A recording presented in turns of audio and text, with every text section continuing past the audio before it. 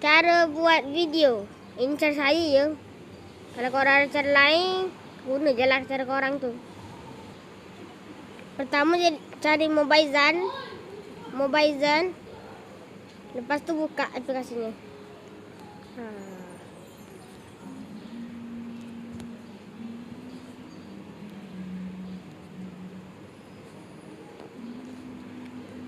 Nak kena masuk sendiri ni.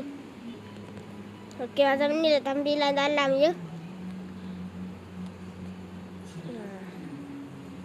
Masalah sekarang, mana? Sekejap guys. Ni. Tak ternampak pilihan air. Ni bulatan yang ni korang boleh ubah-ubah tau.